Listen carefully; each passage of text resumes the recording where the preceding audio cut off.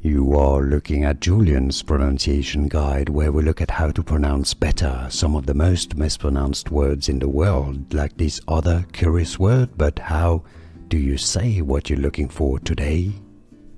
Let's learn once and for all how to pronounce those two names correctly. The top one is a given name.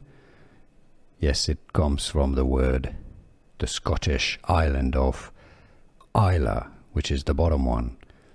Those two are indeed related and pronounced the same way. From Scottish, the S is silent, so it's I, just like an I, and then la with a schwa sound. It's usually not with an A sound, generally an A sound.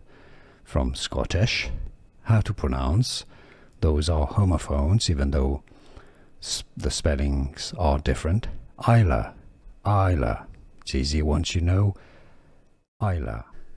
Here are more videos on how to pronounce more confusing words and names too many mispronounced. Like this video if you found it useful. I appreciate your support. I'll see you soon and thanks for watching.